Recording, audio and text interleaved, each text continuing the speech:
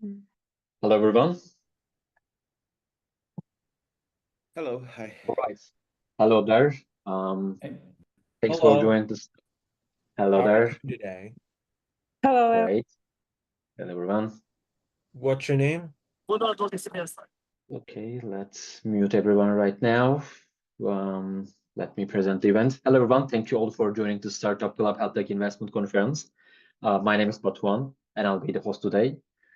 Just a few words about us, about the Startup Club before we get going. The Startup Club is a global entrepreneur community. So we connect startups with investors through this sort of fundraising events since 2019. We organize more than 100 events and supported maybe thousands of companies in their fundraising journey. We don't just cover health, we also cover a couple of industries like green tech, B2Tech, fintech, ad tech, prop tech, and now we are planning to have events related to AI agents. And yeah, today we invited 7 promising health tech startups. So we will hear a lot of different, companies, anywhere from AI-powered cardiac monitoring, solution for chronic conditions, digital therapeutics, at-home diagnostics, and many more. Each company will do 5-minute presentation that will be followed by a 6-minute Q&A with the advisory board members. And we work for 4 reputable VC firms for the advisory board: Lead Sports and Health Tech Partners, Sofinnova Partners, HDH, Next Generation Ventures, and I will ask them to introduce themselves as well. So the event will take about 100 minutes. So we will finish 7:40 p.m. European time, 1:40 Eastern time. And yeah, so let's also meet the advisory board. Matt, are you there? Could you please introduce yourself? Yeah, sure. Thanks. Good to be back at another one of these events. I'm Matthew Four, and I'm one of the healthcare partners over at Lead Sports and HealthTech partners based in Berlin, but obviously a lot of work in the US as well. And I support a lot of other healthcare VC groups within the US. So yeah, great to be back and looking forward to seeing the pitches. Great to be again, Matt. Thanks so much for your contribution. Ashu Arya from Sofinnova, are you there? Hey everyone, I'm Aishu. I'm from Sofinnova Partners, calling in from Paris. Thank you so much for inviting me for this event. We mainly invest in digital health and tech bio companies, predominantly healthcare investors for around 50 years. So lovely to meet you all and happy to learn more today. Thank you. Thanks so much. Marco, could you please introduce Hi yourself there, as well? everybody. Nice to see you again, and thank you for inviting. This is Marco. I'm a medical biotechnologist and investment associate at HealthTech. That is the private investment vehicle of the family Zambon, that is the owner of the Zambon Group, which is an Italian multinational pharma company with presence in 97 countries. We do work both for the family and the company. So we do scout startups in the life science sector, both for VC approach and business development approach from the Zambon team. Thank you. Great, thanks so much for joining, Marco. Stana, hope the pronunciation is correct. Good enough. Yes, Sanne, Okay. thank you. Yes, I'm Sanne, investment manager at Next Gen Ventures. We are located in the Netherlands. I recently joined the team here. We're an early stage fund focused on digital health and medtech, and mostly investing in seed, pre-seed, early stage startups. So excited to meet you all this evening.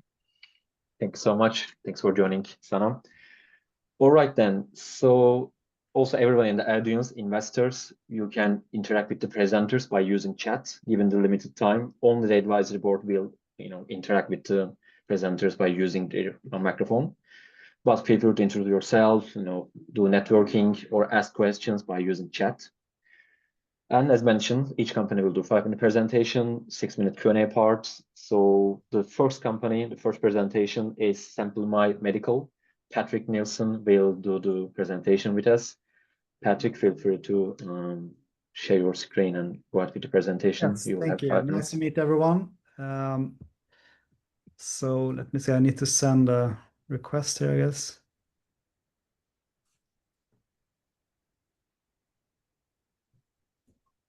I guess now you're able to share your screen, right? I give you the... Yes. Right, sure, okay. So let's see, you can see it? Yes, You do. Okay, great.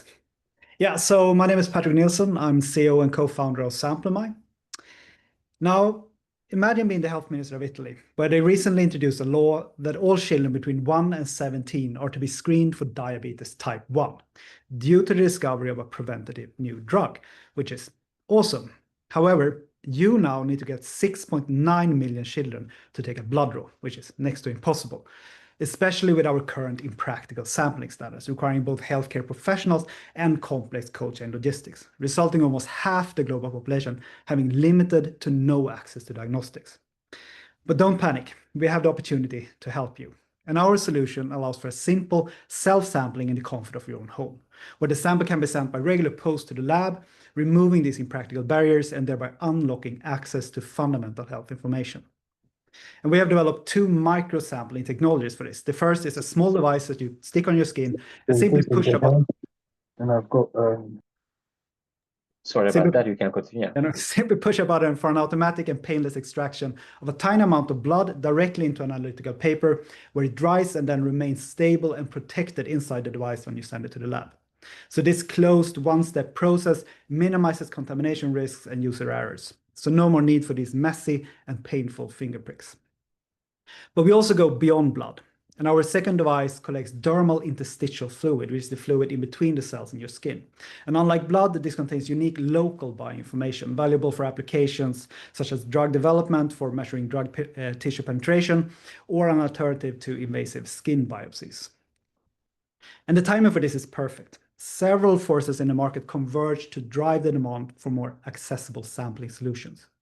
From new analysis technologies now requiring a fraction of the sample volume to breakthrough therapeutics within life science, healthcare's shift towards preventative care and consumer wellness trends, along with continuous new biomarker discoveries, where our solution unlocks access to the underlying bioinformation needed. And this is the early stage of a fast-growing biosampling market, today estimated at 8 billion euros and expected to double in the coming years, where we project a sum of 180 million split between research and diagnostics. Our first customers are early adopters in research, where we already now can sell sampling kits under the research use only umbrella before the regulatory approvals are in place. And here also CROs would be a key partner that can act as a gateway to these customers.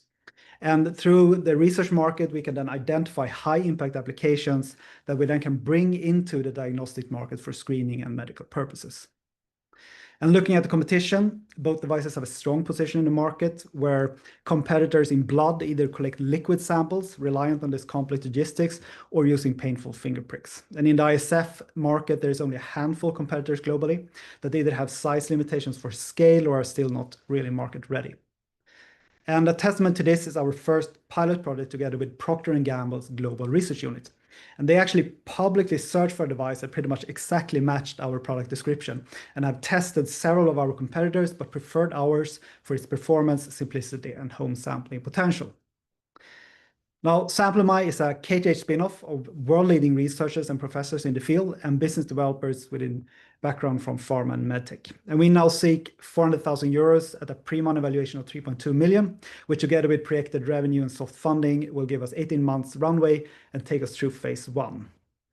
And we already have fundamentals in place with a core team, patents pending, first pilot project, and a first study starting this summer.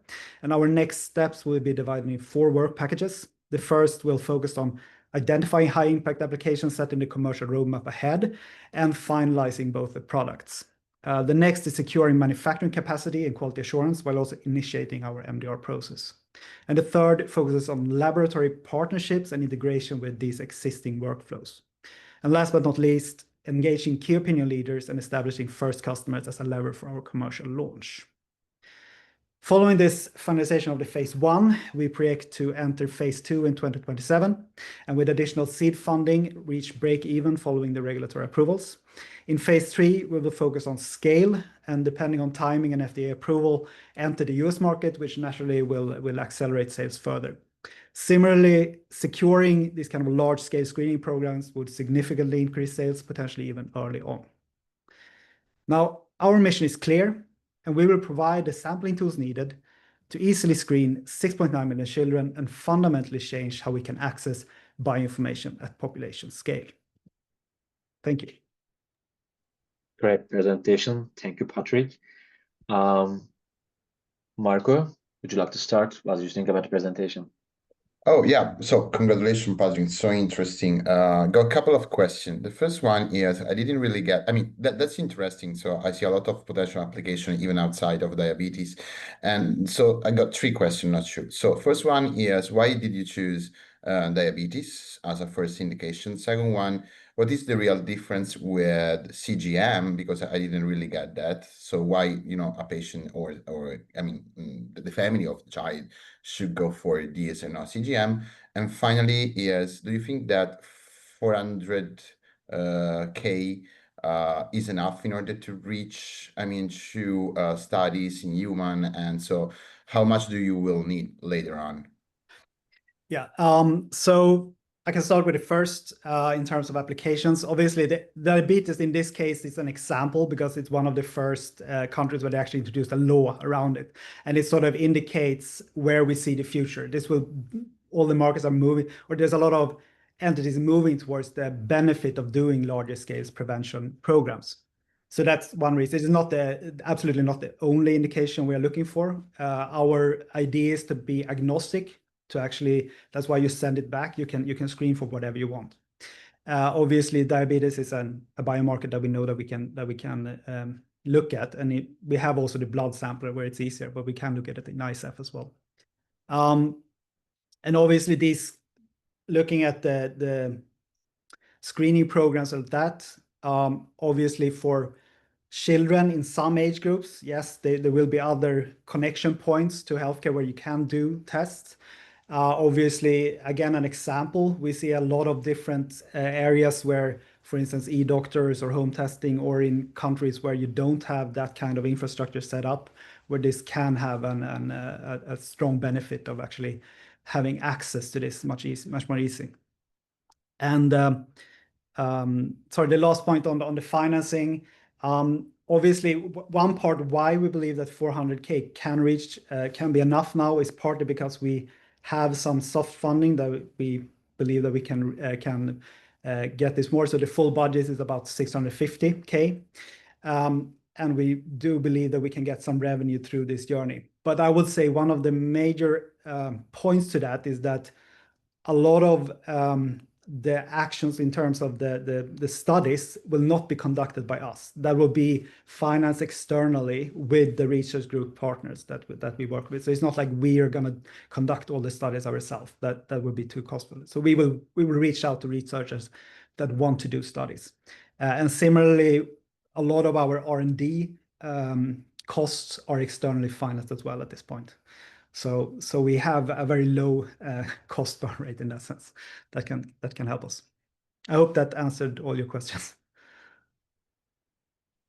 Yeah, all right. Thank you, Marco. Aishu, do you have any questions, any comments? Yeah. Thank you, Patrick. That was a really nice presentation. I was wondering, I know you mentioned, the research market, clinical trial research specifically as a market entry point. Why do you think that's the right entry point? And how do you see go-to-market eventually, moving forward?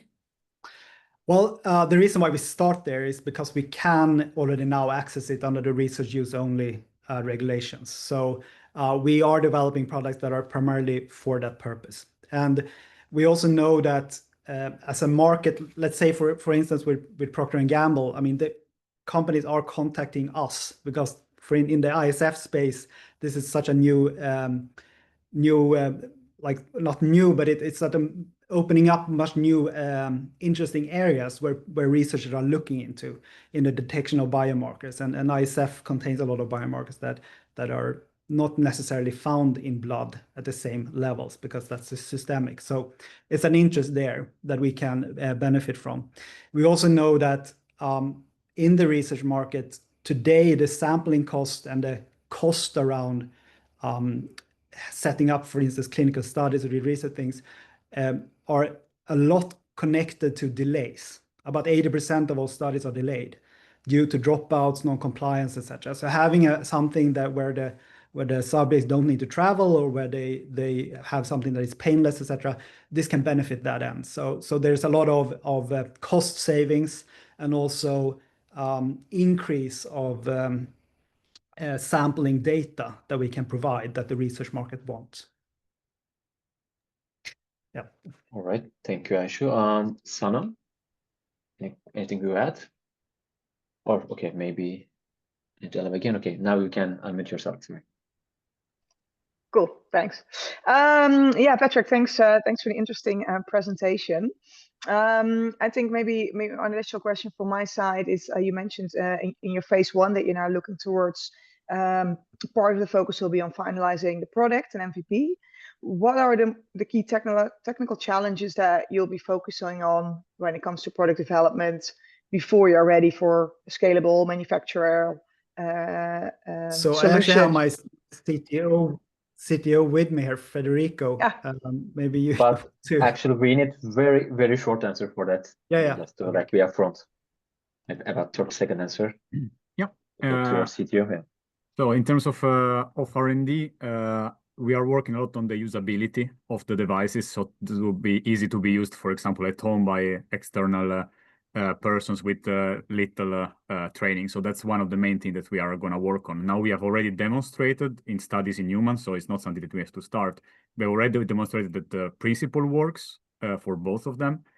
Now it's about transforming prototypes that work into products that work in a real setting, like foolproof and without any user error that can generate bad data or bad results. All right. Thanks so much, Federico and Patrick. Great presentation, great answer. Thank you. Our time is up. We can now move to the second presentation. And Matt, sorry about that. We can start with you next time for the question part. All right. The next company is SubQ Bionics. Jordan will share the opportunity with us. Jordan, feel free to share your screen and go ahead with the presentation. Happy to. Well, good for us. It's good evening here. Jordan Pollock, I'm the CEO of SubQ Bionic. And I always like to start by sharing about a couple of patients who are near and dear to my heart. Of course, I've changed the names to protect the innocent. Don't worry. We have here Susie. Susie, after suffering from gynecological cancer, is now left with serious swelling in her legs that prevents her from dancing and wearing the dresses that she would like. There's also Jane. Jane, she's a survivor of breast cancer, and part of that surgery has actually left her with incredible swelling in her right arm that has been very difficult for her to deal with. And then Mary, also a breast cancer survivor, but that swelling that's also in her arm has resulted in ER visits twice a year, at least every 6 months, even the last time she came in with sepsis. And so it's because of all of these cancer survivors that are not talked about is why SubQ exists. Because we believe that all these are women and cancer survivors deserve to thrive and not just survive. So what is this swelling I'm talking about? It's lymphedema. Lymphedema is a chronic condition that begins by damage to the lymph nodes, which are pumps responsible for moving fluid around the body as a result of cancer surgeries, treatments, and radiation. Actually, up to 40% of breast cancer survivors will end up with lymphedema. The current treatments, in my opinion, are quite inadequate. There's either compression, where you have to wear a tight-fitting compression sock or sleeve, and it's so painful that less than 20% of people actually do it, or you have to have a very advanced surgery under 8 hours of anesthesia called lymphovenous anastomosis, under which a plastic surgeon does, where he ties the lymphatic vessel to the vein. It's not a perfect surgery. It's incredibly expensive, and the waiting lists are out over a year. So we've developed the world's first bionic lymphatic drainage system, or bionic lymph node, the fully implantable system that is comprised of IP we licensed from the Weizmann Institute in Israel that has a microporous ceramic to absorb lymphatic fluid, and then a pump attached to it, all internal, to drain the fluid into the peritoneum with AI-connected app to control the fluid flow and response. Now, we're still developing our implantable pump prototypes, but we do have the ceramic implant, and we've done one compassionate use case in humans to demonstrate this is an adequate conduit for absorbing lymphatic fluid. Now, there are 250 million patients around the globe, 10 million in the US alone, 84% of which are cancer survivors. Now, defining the market is quite a difficult exercise here, given the lack of treatments and understanding in the space. The way that I did it is I said, well, there are 53,000 LVAs done every year. They cost $60,000. That's $3.2 billion TAM. We have a much more accessible device at $12,000, results in a $600 million SAM. Although I will point out, this is a gross underestimate of the market.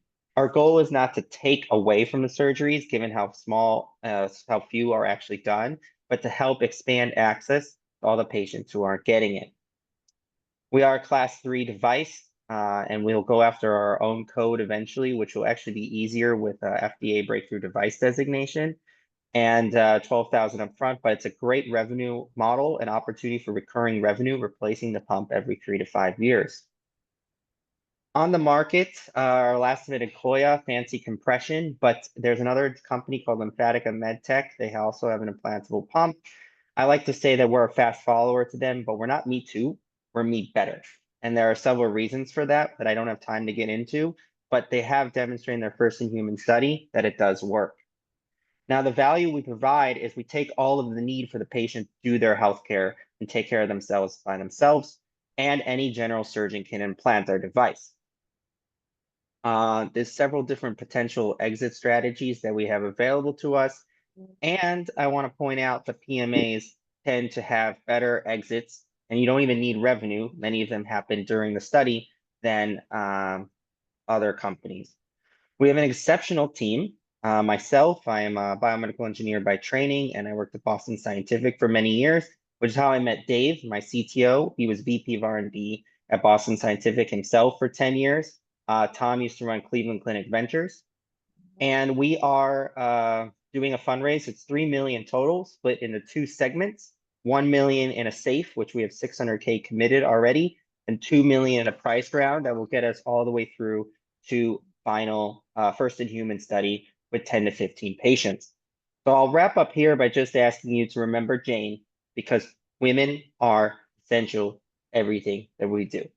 Thank you very much, and happy to take any questions you might have. Thank you so much, Jordan. Matt, what do you think about the presentation, and do you have any question or feedback about it? Yeah, thanks, Jordan. Really insightful presentation.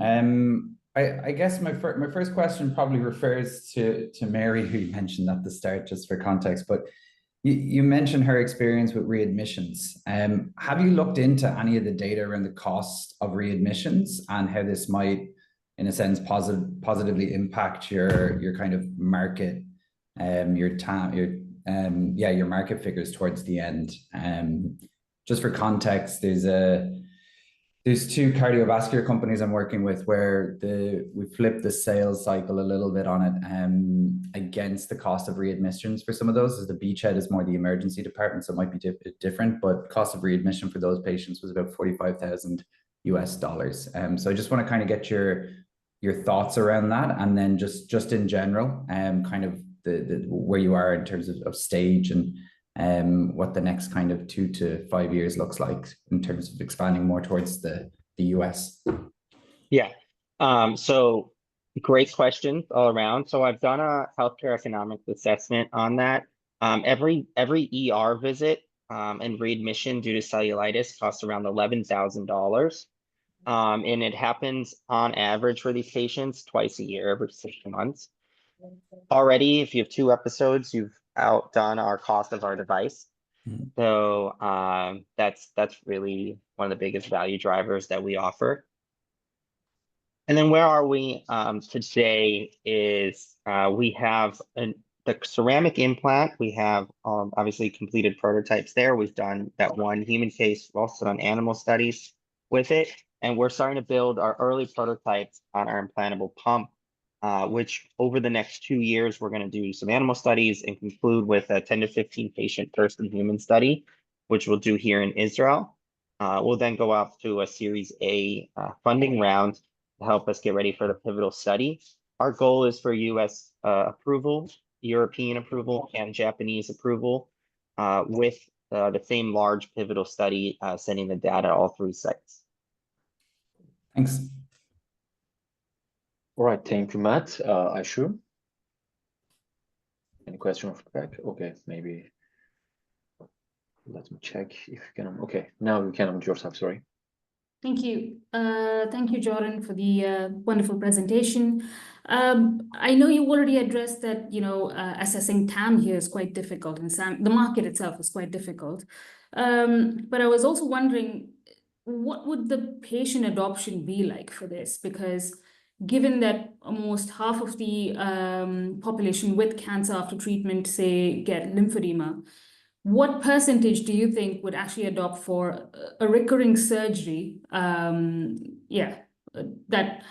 would need replacement of a device every 3 to 5 years.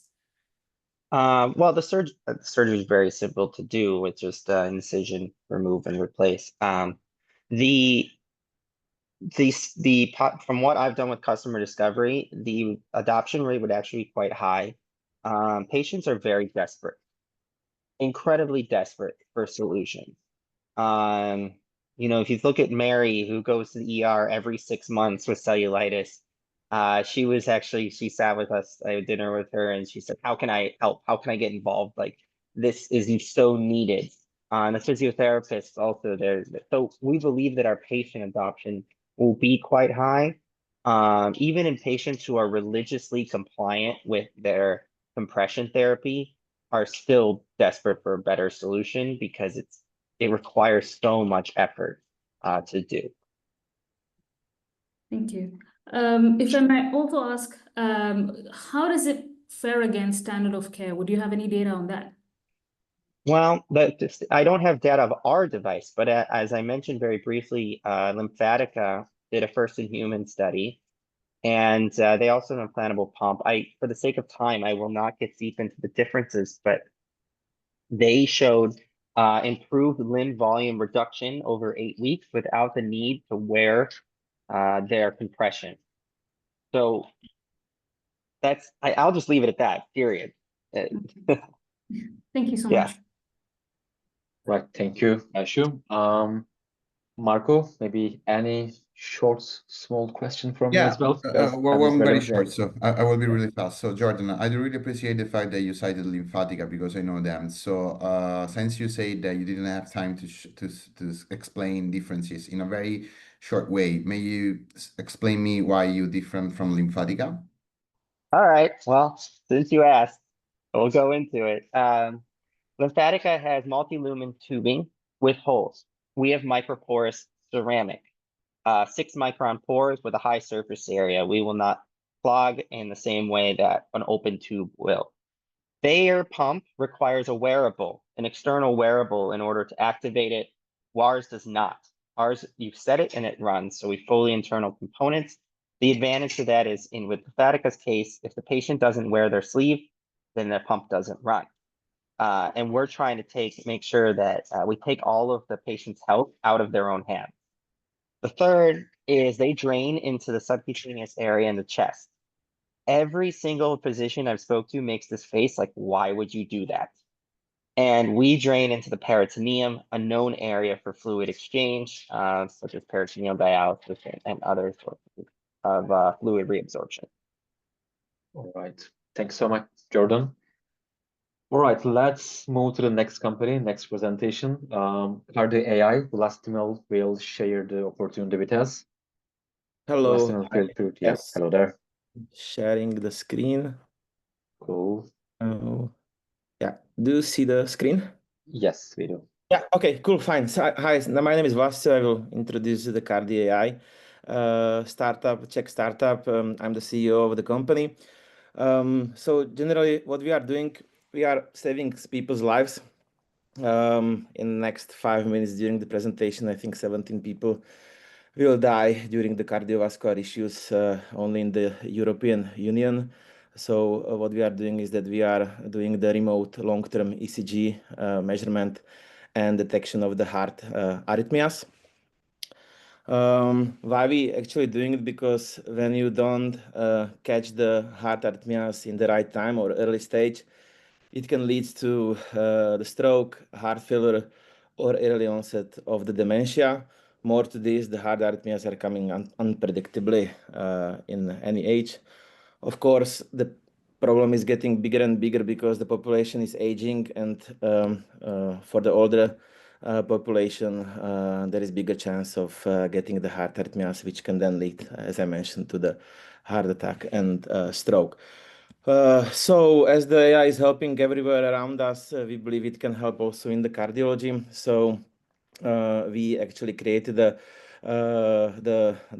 solution, which the mission is actually to put it into the general public and do the preventive screening and remote monitoring of the cardiovascular diseases. I think, or we think, this is currently missing on the market everywhere in the world, and as well as I mentioned, it's the #1 killer in the world. So our solution is combination of the hardware and the software. It's a long-term medical grade monitoring of the ECG. It's combination of the chest belt and the mobile application.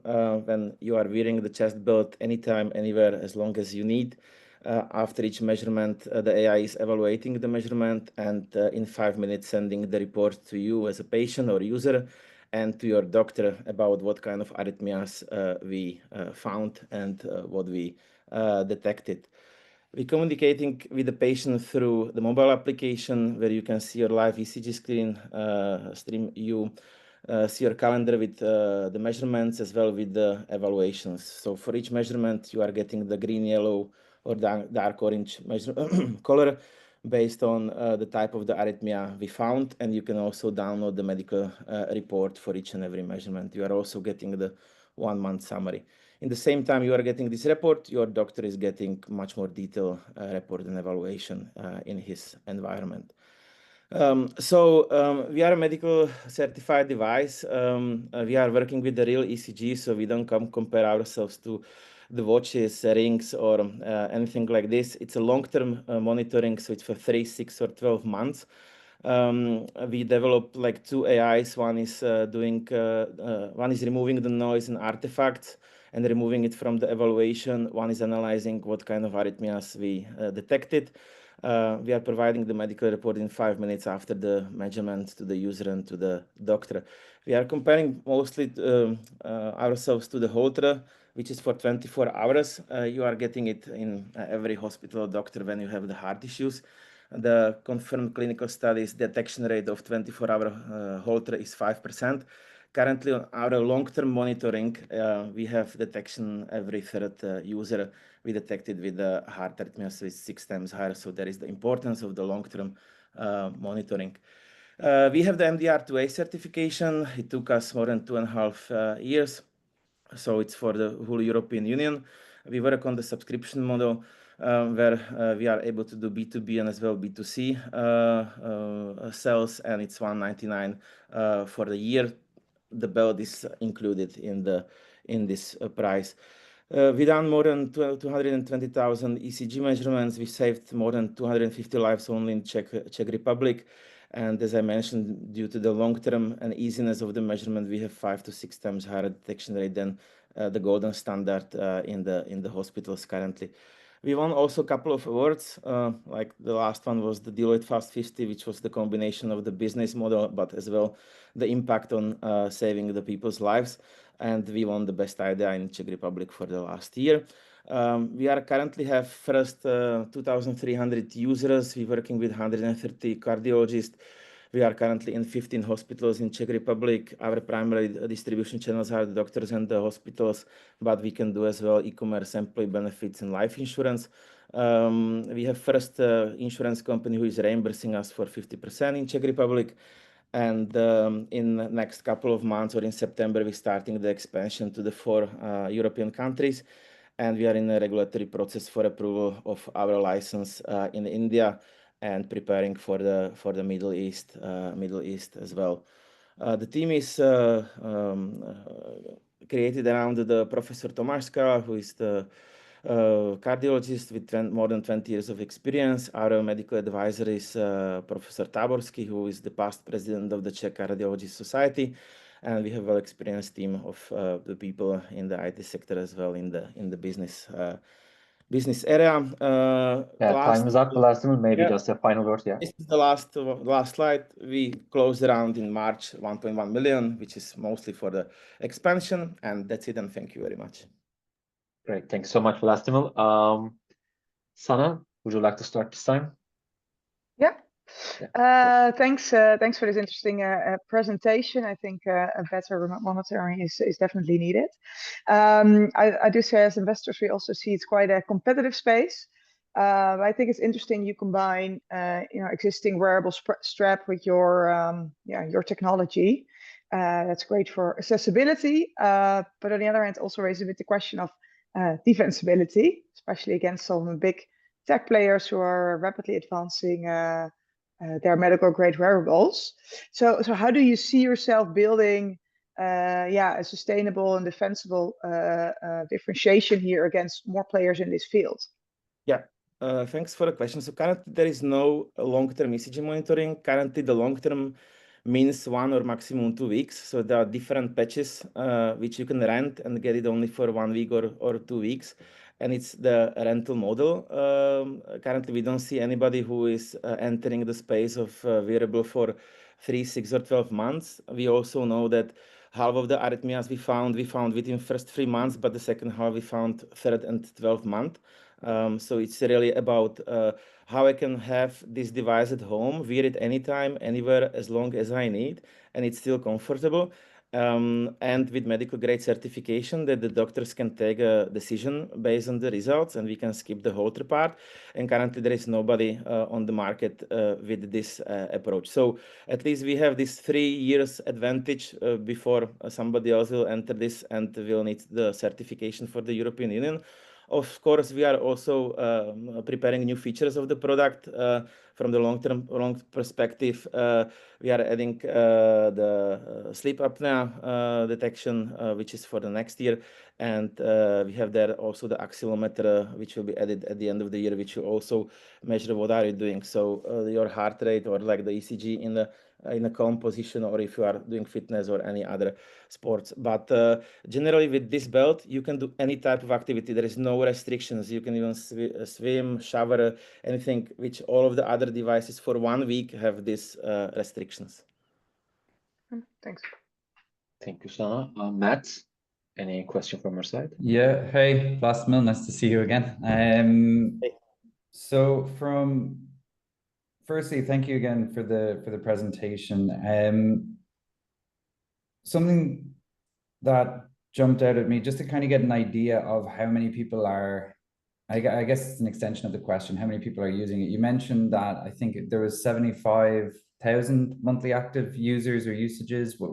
I can't remember what the exact figure on the slide was, but how does that compare also to maybe like daily or weekly? As in, are they using it once a month? Are they using it multiple times? Just to get an idea. Yeah, in average, the users are using it every second day for 2-3 hours and different type of activities. So that's exactly like what is we are recommending to them, because as the arrhythmias are coming unpredictably, you are able to catch them. You have bigger chance to catch them if you're using the device in different activities, different time of the days, multiple days during the week. So yeah, that's also one of the reasons. And lastly, just around revenue, what have your revenue metrics been like in the Czech market alone? And just to expand on the burden of cost, so you said the insurance can sometimes cover 50%, but who's ultimately the purchaser of the device, if it's the patient with reimbursement to follow, or if it's on the health system side? Yeah, so in this early stage, we have currently 15,000 euro MRR. The payers are at the end are the patients. So the distribution channel can be B2B, that the doctors and the hospitals are buying it from us and then reselling it to the end patient, or the patient can buy directly in the countries where it's already approved. So we can do B2B and B2C, but at the end, the patient is paying for it. Now, we have a first insurance company where you as a patient can go and you can reimburse the 50% of the cost of the device. But the process of getting the insurance companies on board is a little bit longer, especially in Europe. So we're working on multiple insurance companies. Thanks. Yeah, thank you. All right, thank you, Matt. We have about 20 seconds, so it's too short to get one more questions. Maybe if you have any final words, we can hear from you, Lastimel, or we can just say thank you. No, I would just thank you for the questions and for the opportunity to present the Kardi Ai solution. So thank you very much. Thanks so much, Barrett, with us. Thank you.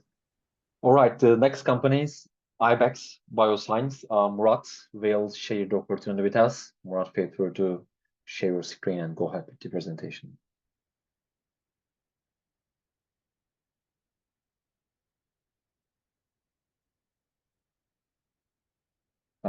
We don't, okay, sorry, maybe you cannot unmute yourself. Just check very quickly. No, Murat, we don't hear you right now. Do you hear me? Right, yes, right now, yes. Do you see my my presentation? Yes. Not in a full presentation mode, but we can see pretty well anyway. Okay. Okay, very good. May I start? Is this acceptable? You can start, yeah. Okay. In the next 5 minutes, by the way, my name is Murat Croce. I'm the co-CEO of Ibex Biosciences. And the next 5 minutes, I'm going to focus on 2 programs validated in animal models at our company. One is for malaria, and a second is for chemo-resistant colon cancer. 1.56 million people die worldwide due to the absence of a cure for malaria and a lack of treatments capable of putting chemo-resistant colon cancer into remission. Our solution is a single-shot cure for malaria and an antibody-drug conjugate targeting chemo-resistant colon cancer. First, let's go through the infection cycle for malaria. Okay, right here, an infected mosquito bites you. The sporozoites travel to your liver. They hang out for 10 days, and then they burst out as merozoites and start infecting red blood cells. This begins the symptomatic stage of the infection and cycles for every 48 hours until either your immune system will clear this infection or your organs will be deprived of oxygen, causing major organ failure and death. So Ibex's antibody binds to the surface of red blood cells, blocking the parasite's ability to infect. So inhibiting this interaction here, the merozoite cannot enter the red blood cell, and if the parasite fails to invade here within a minute, they die, ending the infection. And this is actually what we observed in the gold standard model for malaria infection. A single 150 microgram dose of Ibex 13 cured the humanized mice with human blood, and there was no reported adverse effects. Resistance is impossible as we're blocking a human receptor rather than the parasite. Also, the antibody is resistant to extreme heat. It was active after 2 weeks at 60 degrees Celsius. Turning to colon cancer, our alpaca-derived VHH antibody lacks a light chain, is less than half the size of a conventional heavy light antibody. Its smaller size likely drives the strong performance in malaria, and as you'll soon see in colon cancer, the image you see here is an ADC, which has a cleavable linker attached to a toxin, and then once inside, the cancer cell enzymes cleave the toxin and kill the cancer cells. It's especially effective against highly expressing cancers, in our case, CD147. In chemo-resistant colon cancer, CD147 is upregulated. You can see in the left, tumors that responded have less CD147, while non-responsive tumors have high expression. And this pattern correlated with patient survival on these right graphs with high CD147 expression faced 80% fatality rate within 50 months in black, whereas those with low expression plateaued around 30 months with approximately 80% surviving. This is the cancer animal model. Ibex 13 ADC reduced cancer cell viability by 98 to 99% respectively. This was administered at 10 milligrams per kilogram. The HT29 cell line that was used here is resistant against standard of care chemotherapy drugs such as 5-fluorouracil and oxaliplatin.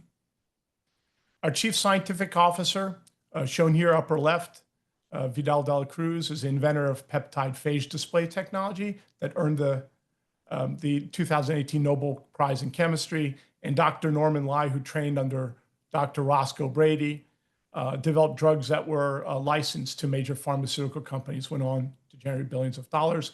Myself and Michael Carlin have decades experience in management, accounting, and finance.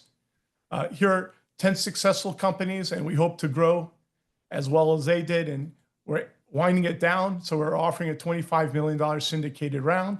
We hope to IPO within 4 years. So looking forward to answering any of your questions. Please visit invest.ibex.bio. Thank you very much. Thanks so much, Murat. Great presentation. Aishu, what do you think about it? Do you have any questions or comments about the presentation? Thank you, Murat, for the super insightful presentation. I was just wondering what your take is on the commercial landscape today in the antibody industry. You know, with China probably pushing most of the antibody industry, antibody assets out in the market, those are even phase 1 ready sometimes. How do you see your asset competing with some of those from China? Well, so we are a VHH, so it's particularly important to mention because with malaria, a standard heavy light chain antibody would never survive harsh conditions in Africa, and the cost of manufacturing them is very, very low. It's competitive, you know, with traditional pharmaceutical companies, and we achieve a cure with our antibody. So we have a competitive edge. We're the first to file a patent on a VHH-derived anti-CD147. And understand those antibodies that you're referring to are all heavy light chain antibodies. You know, when a smaller antibody like what we have is going to be able to bind to smaller antigen targets, especially those who might be smooth and might not have the crevices that traditional heavy light chain antibodies have been binding to. So we're kind of like forerunners in this industry because of our early patent and validation of the VHH. Thank you so much. Thank you, Aishu. I can ask Okay. a follow-up question if Sure. Yeah, we have time. Yeah. Also, I know you showed data on the efficacy on the animal models. They all look great. How does the immunogenicity look, in your opinion? I know mouse models are not the best to study immunogenicity. How do you plan to address that with these antibodies? Well, interestingly, there's already a antibody on the market who passed phase 3 for COVID. That's an anti-CD147. And it was administered to healthy patients. And there was no toxicity whatsoever. Again, that's a heavy light chain. It's a different indication. But it's not unprecedented to bring a CD147 to market. There's never been any immunogenicity issues. Additionally, ours is humanized. So ours have undergone that procedure. We feel that we're going to be on par with others that have already entered the market, albeit for different indications. And so it looks pretty good. Thank you. Thank you so much. Thank you, Aishu. Marco, do you have any questions? You are now muted. Okay, thank you so much. I just wanted to understand better where is CD147 expressed and what is the risk on target of site effect of the drug. There's a lot of CD147 that were meant to market, and you can look it up, and all of those are pretty much they had a challenge with efficacy and not with toxicity.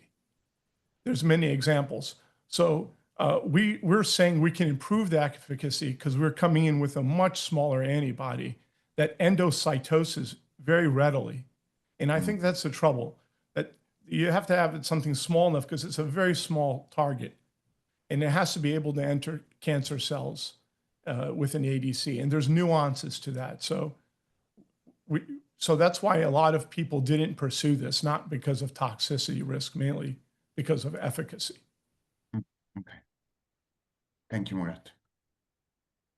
Thank you, Marco. Matt, any question from your side? No, little bit outside of my scope of expertise, but very impressed with the conversations and line of questioning. All right. Sana, anything from your side? No, I think same here as Matthew. Okay, I'm sure you would have maybe a follow-up question. Sorry? Aishu, do you have any follow-up question? I could go on. And also, I was also wondering for your malaria treatment, with the vaccines that are available today, how do you see yourself positioned, as a antibody treatment that might need, IV delivery in hospitals? Well, I mean, you wouldn't need an IV. It could be intramuscular. You can also make this into an mRNA because we have a VHH that's small enough to do that. We have testing in that. So you're not limited to that. And our drug could be prophylactically administered because it binds red blood cells. The animal model was for 62 days, but I'm sure it would last to the life of the red blood cell, which would approximately 3 to 4 months. But getting back to your question about the vaccines, you need 4 administrations of those. And I think in the clinical use, they're going to wane after the mosquitoes have sort of like adjusted to them. They'll eventually overcome. And it's about, I believe, 70% effective.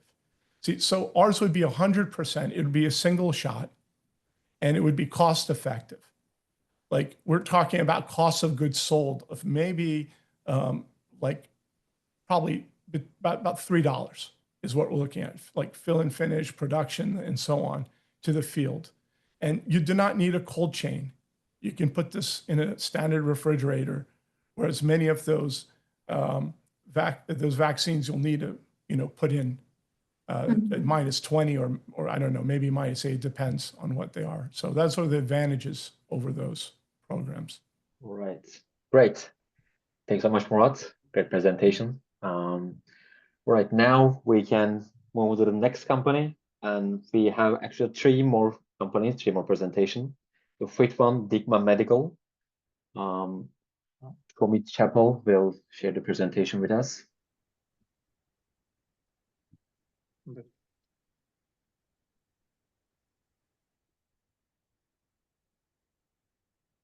Yeah, so hi everybody.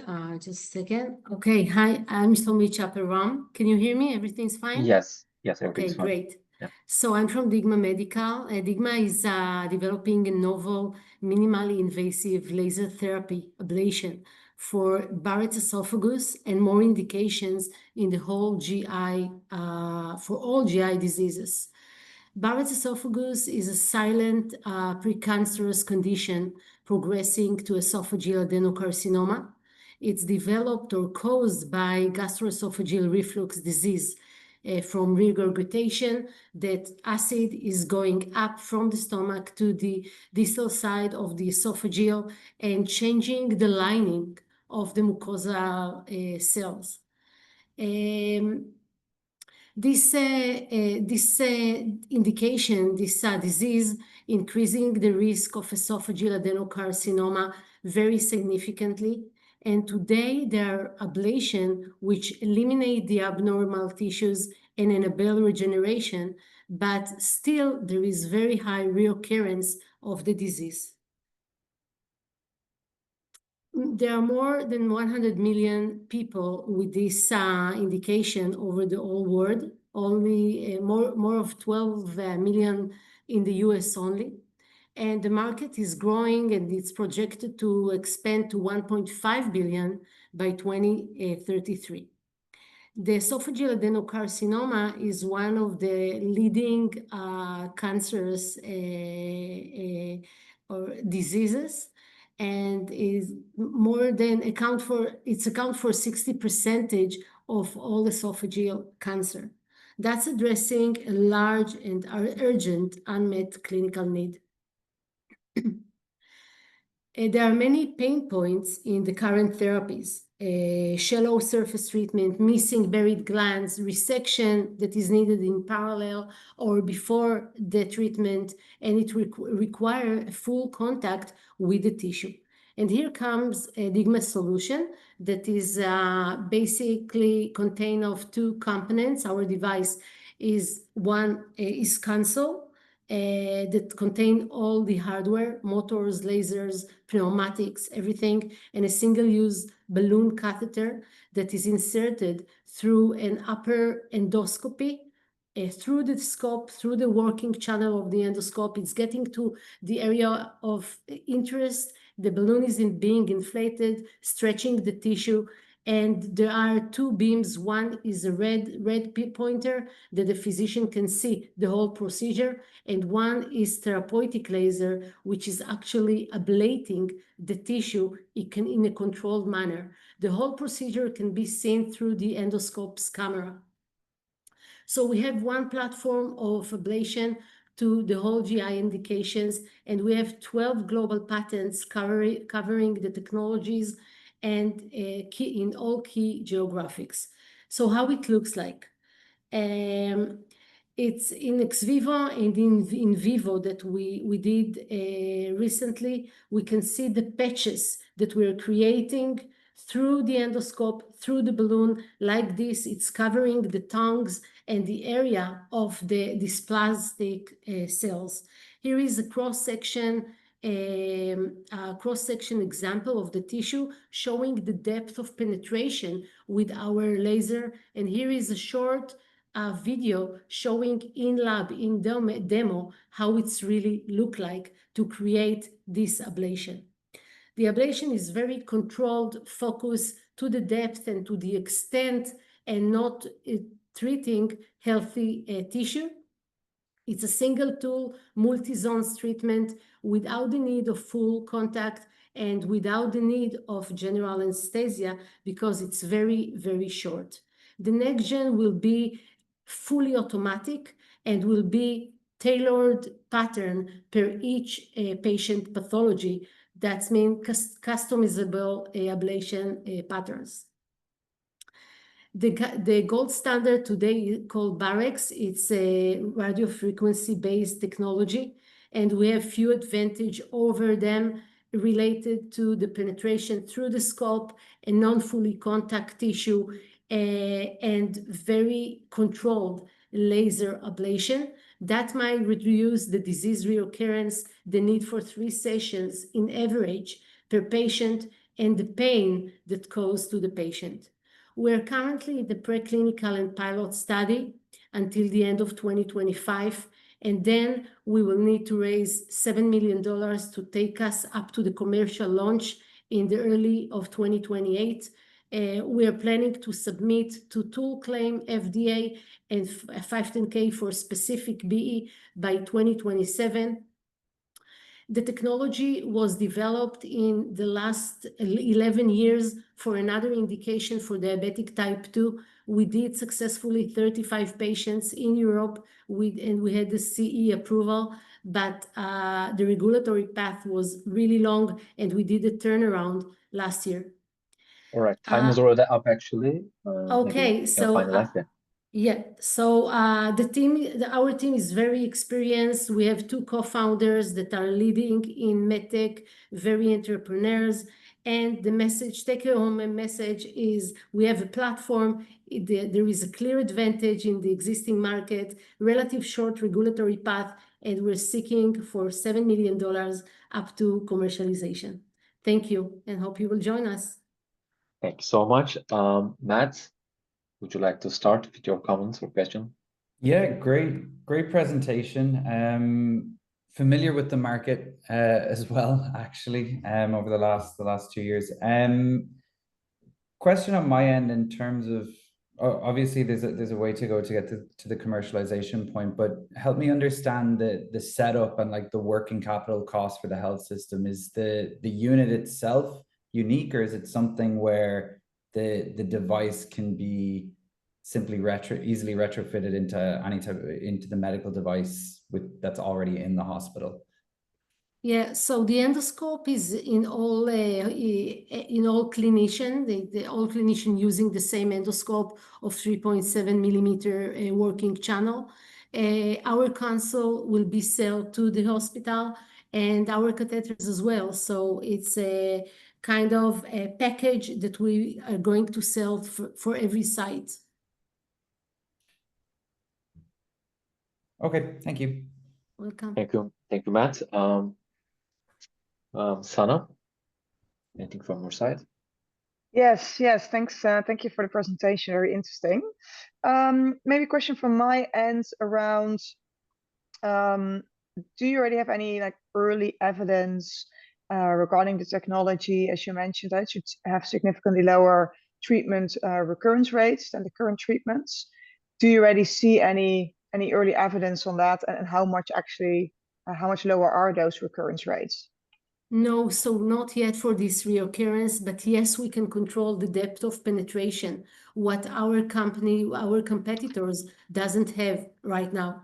They have very shallow treatment, and we are showing kind of calibration curve of dose and depth of penetration. So we can assume that as a physician that can control the depth that he need with the energy and the dose, he can treat one time, one shot, and that's it. There will not be any more sessions for the same patient. Got it. And as you mentioned also, it's like a new platform technology that you're launching here. Is there any particular, let's say, technological advancements also from the laser perspective in recent years that makes this possible now? Like, what's the why now here? There is the radio frequency ablation, which is radio frequency with warm waves, heat warm waves. They're doing the same, but from KOLs, from speaking with KOLs in different countries, it seemed that there is an unmet need that we might address and complete the absence of therapy for these patients that need to get back to the same procedure again and again every 3 months. So there is positive KOL opinion for this technology right now. Yeah. Okay. Thank you. Thank you. All right. Marco or Aishu, who wants to jump in? Maybe. Yeah, thank you for the presentation. So interesting. I would love to understand better the pricing and how do you position on the patient journey. So basically, very easy one. Yeah, okay. So the pricing is, we're assuming that we will need one catheter per patient. One catheter price will be $2,000. And the console will be $100,000 one-time purchasing. And we are doing the maintenance in every site every year. So it's a razor blade, regular business model.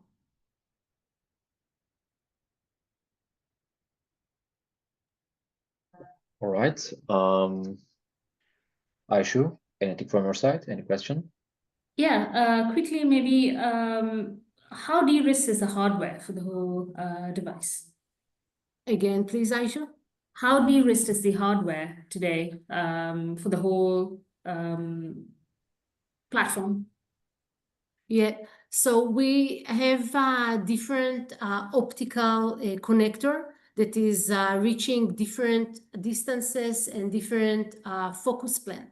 So we can treat different indications like blood vessels or like varices or like ulcers in different optical parameters. But is it completely de-risked, completely built, ready to be deployed in trials for regulation? No, it's not ready for the whole platform. Now we are in the finalizing the validation for the Barrett's esophagus.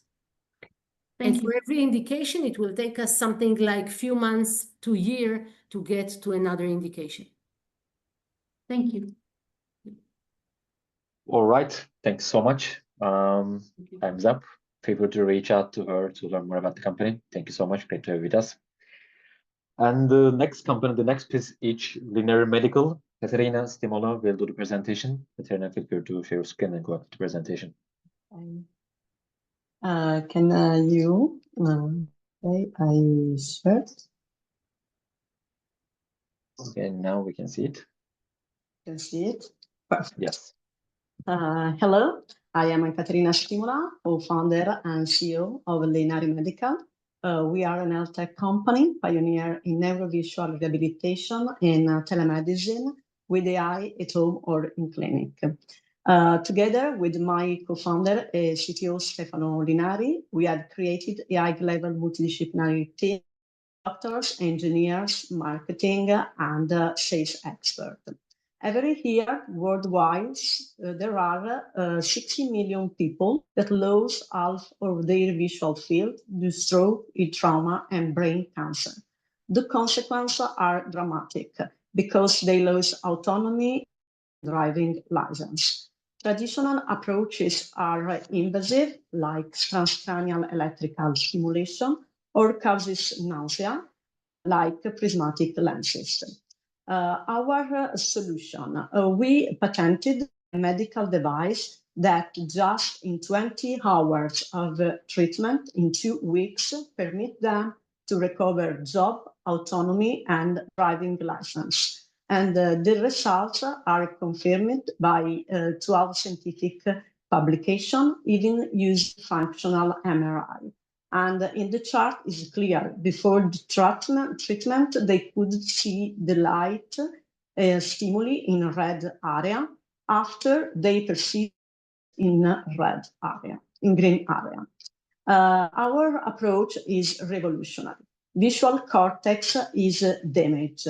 So we, with our doctors, discover sleeping deep area of the brain that can be activated with the specific audiovisual stimuli.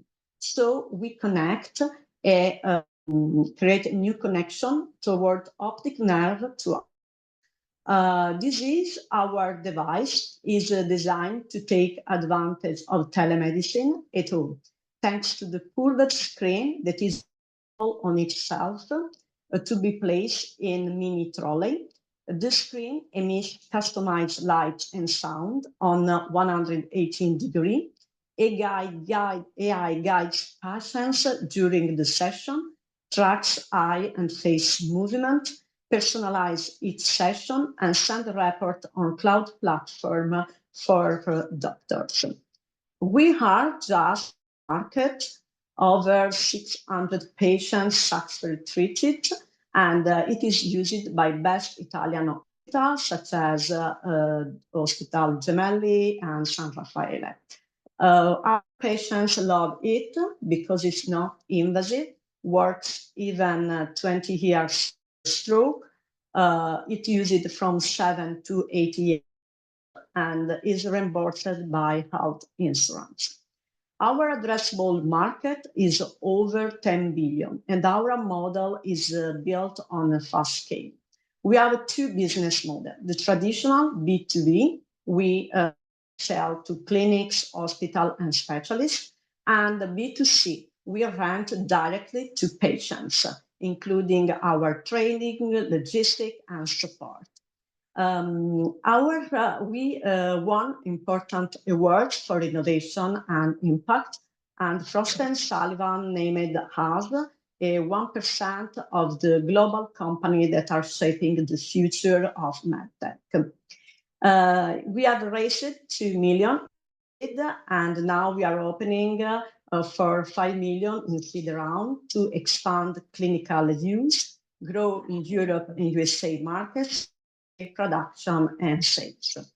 We are already generating revenue and have solid foundation over 5 years. With our current model, we expect 130 million in revenue from 150,000 patients over the next 5 years. Our supply chain, CRM and ERP are fully in place. And for us, eyesight is not just it is a right, it is a freedom. Thanks. Great, thank you, Katerina. Sana, would you like to start your comments or questions? Yeah, thanks for the interesting presentation, Katerina. I was wondering, so when the patient, as you said, for example, one of the reasons is stroke, patient experience partial blindness, how does it work? Do they only one time go through this treatment, or they need to repeat it every year or every 2 years? And if it's only one time, what's the evidence that you have that it is actually supporting long-term visual recovery? Yes, only one time is enough. They recover their ability to see in a blind area. And if they want, in the next time, can repeat the treatment, but it's not necessary. And do you already, like, how long is the evidence and the data that you've collected in terms of the effect is staying on for the patient? Up, yes, 5 years. 5 years, okay. Yes. Okay. And I have one question more around your logistics. How are you planning for the logistics and the service support model to look like, especially if you want to roll this out to various countries in a B2C rental model? Will you do that yourself, or is that with distribution partners? Yes, for B2C, with Linari Medical, we have created the company, logistic and other. And for B2C, we search distributors. For B2B, sir. Sorry, for B2B. So for B2C, you would go directly, yes, set it up yourself. Yes, yes. Okay, okay, thank you. All right, Marco. Hi, Caterina, Stefano. Hi, Happy to meet you Marco. again. I mean, we have been talking in the past, so we know each other in person, and so I'm very happy to see that you're growing. So incredible result in the last period, I would say. A quick question on the pricing. So how much does it cost per patient, and even how much of that is covered by insurances or the national health system? Yes, the cost is 1,000 euros for 2 weeks. For patients, and the cost of the device in B2B is 60,000. Sorry for my English. 60,000. 60,000 euros. Yes, and is reimbursed by health insurance for patients. Yes, and in hospital in Italy is a government. Reimbursement. Thank you. Thank you, Marco. Matt.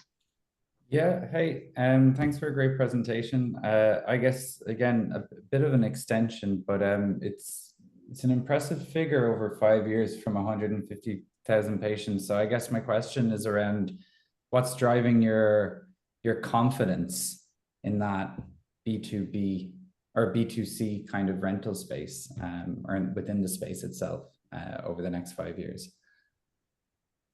Okay, I can answer. We are confident because we are setting up a scalable go-to-market strategy, mainly driven by digital marketing. There's millions of patients more and more often actively searching for new therapies. And in Italy, we are first in Google with our online magazine specialized in immunotherapy and related therapies. So still able to reach more than 10,000 prospects per month.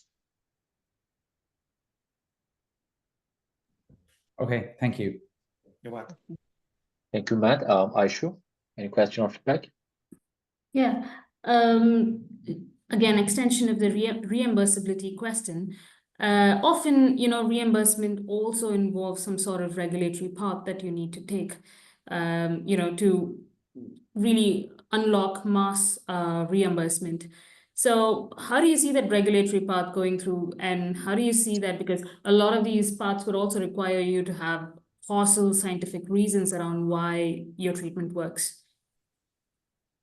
Reimbursement from national health system is still done, and because we are considered as neuro or ophthalmic rehabilitation. And in Italy, they don't take care by law you are performing the rehabilitation in the hospital or at home. So the law put on the same page. From the same things is for assurance that consider us as a standard rehabilitation path. And if you consider 1,000 euros for 20 seconds, at the end, you are asking just 50 euros per day. That's a usual reimbursement rate. Yeah. Thank you. What? Great. Thank you so much, Aisha, for the question. Thank you for the presentation, Katerina, and their CTO. Thank you. Thank you. Right, now we will move to the final presentation. The final company is EFA Technologies. Joel Ezra will share the opportunity with us. Joel, feel free to share your screen and go ahead with the presentation when you are ready.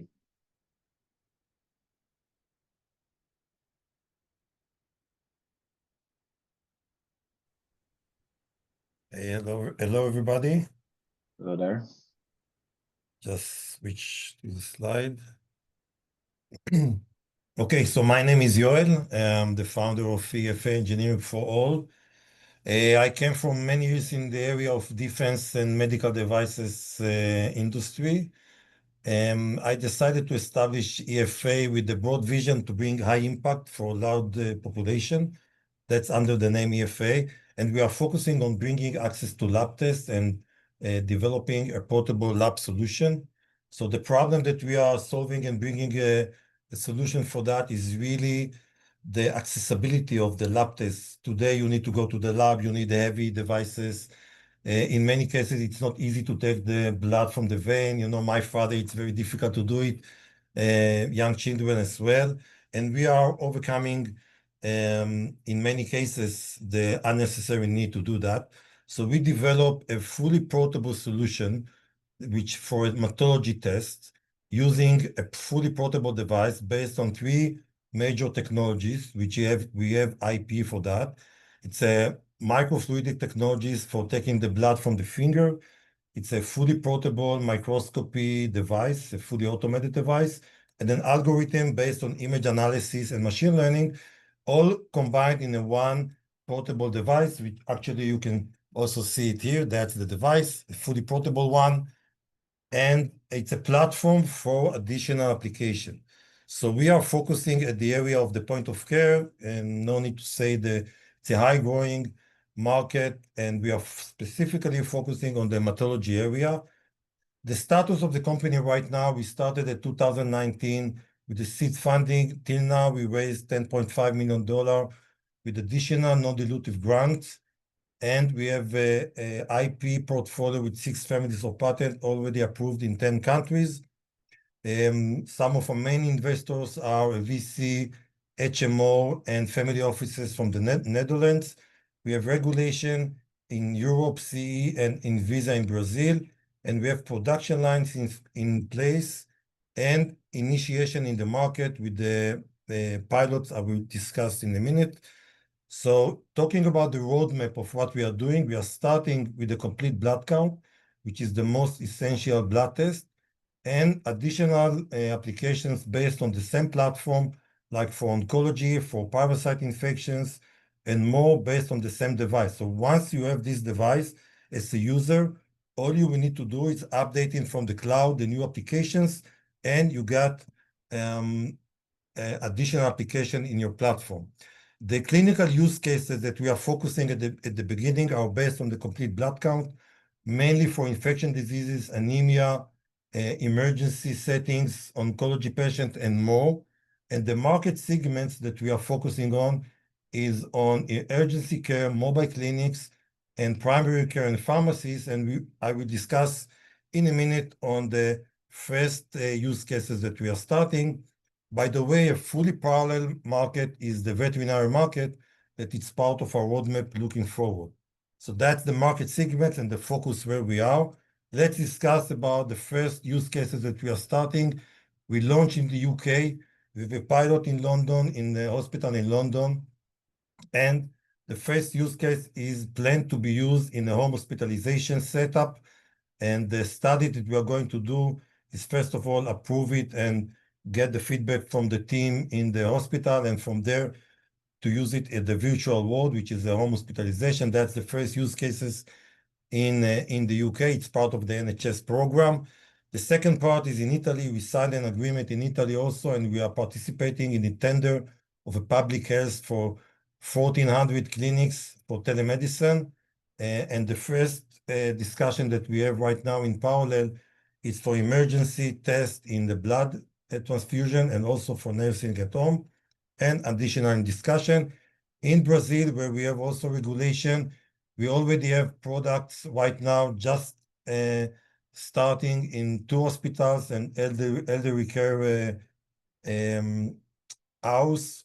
It's a private sector, so it's in the trauma and emergency care. It's in the plastic surgery, post-surgery control, and also the elderly population, elderly care population. And we are in discussion for a long, high potential and a large agreement for the public health in the primary care setup.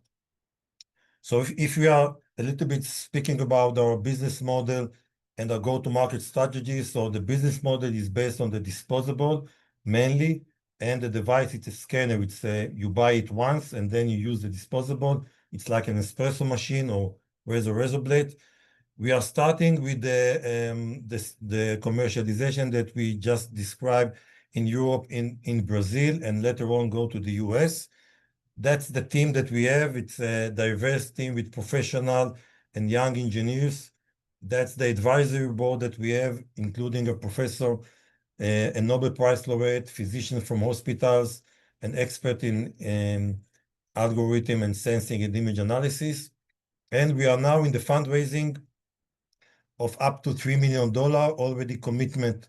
We already have a commitment for almost $2 million, and we are looking for additional $1 million to close this round. And adding to that, we applied to a non-dilutive grant, which will be leveraging this round as well with a 30% matching. So this is where we are right now with the company, and that's our vision, to really bring access to lab tests to be accessible not only in the clinic, but also outside of the clinic. And that's our vision. Great. Thank you very much. Great. Thanks so much, Joel. Aisha, would you like to start? Yep, happy to. Thank you so much for the presentation. I just had a question around the commercialization. Selling to hospitals, selling to these clinics is never an easy job, especially when they have an existing solution that you have to replace. What are the economic value drivers of the device for your customers that you think will make them adopt this device faster? So we are starting from the, let's say, near the patient setup with the primary care mainly. In the hospital, it's like emergency care and in near the patient. Our pricing is very low, below the reimbursement, and it's a combination of pricing and time to results. So instead of waiting hours or days in some cases, you can get it in a few minutes. And anyhow, our pricing is below the reimbursement cost in many places. So that's the economic if you do the calculation at the overall calculation. Thank you. Right, thank you. Marco?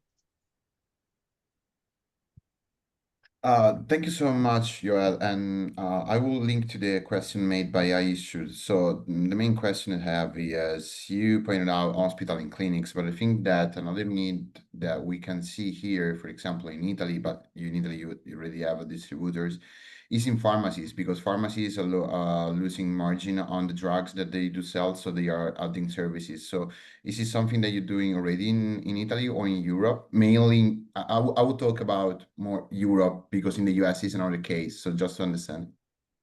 Yeah, definitely. In Italy, we are in discussion together with the distributor for pharmacies. We just launched in Italy 1 month ago an exhibition for the point of care. So there is a discussion also with the pharmacies, because in Italy, it is regulated to do this test in the pharmacy. The high volume is still in the primary care and in the home hospitalization and primary care and these setups. But going to the pharmacy, it's definitely a segment that we are looking for, not only in Italy, and also in other countries. And another question, then I leave the floor to the others. And it does work just with blood, or do you see also an application with urine, for example? Yeah, good question. I mean, we are starting with blood, doing several tests on that. And there is in the roadmap also to do a test in some other body fluids, and not only urine. It's part of the roadmap and it's part of collaboration. Maybe one thing to add is that it's a platform for collaboration. So if you are a research, for example, lab, you can take our device and develop your own application on the same platform. Okay, thank you, Joel. Thank you, Marco. Sana? Yes, thank you. Thank you for the presentation. A question I would have is about with the use of your technology, I could see that potentially the volumes of hematology tests could go up quite a bit, especially in settings where today these tests are typically not performed, like pharmacies and urgent care, like you mentioned, which might raise concerns for payers, insurance companies about potential cost escalation. Have you maybe already in an early stage engaged with payers or reimbursement experts to understand how they would view this, and if there would be any, I don't know, clinical guidelines or reimbursement restrictions could apply and you need to look out for? Yes, definitely. We have codes for the reimbursement for this test, of course. In the US, for example, there is a CPT code. Also in Europe, in the countries that we are already in agreements. So in the UK, it's already set. So it's part of the NHS program to bring this test outside of the labs. So the plan is to be under the umbrella of the lab. So it's like that's the path that we are going in the UK. In Italy also there is already a path for that. So so it's under the cover of the reimbursement, and it's in the countries that we are starting with. Okay. And one other question, also related to Aishu's question regarding adoption. I think economic value is an important driver, but also the fit into the current workflows. So if I look, for example, at urgent care and mobile clinics, would it require any additional training for staff to use this technology? Because today they might only take the blood samples, but now they also need to maybe interpret the results or discuss outcomes with the patients. Like, have you thought about, or do you already work with these clinics on how do you do the training and integration in the workflows? Yeah, in every place that I mentioned, we already did the training. In some cases, we did it by Zoom. So it's like we send the device, we train by Zoom. It's very easy process from the finger prick. You take it like this from the finger prick, and then the blood gets inside, you put in the device, and everything is automatically. So it's a very easy to use process. You can do it by yourself, even in any place. Okay, thank you. All right, time is up. And that was all for today. Thanks so much. Thank you everyone for joining. Advisory boards, Matthew, Aishu, Marco, Sanem, thanks so much for joining, contributing today. All the presenters, everyone in the audience, thanks so much for staying with us until the end. And the next event will be late September or early October. We will announce that maybe towards the end of August. Thanks so much for today. Thank you, everyone, Thank you and very goodbye. much. Thank you, Bye. everybody. Thank you. Bye. Thank you.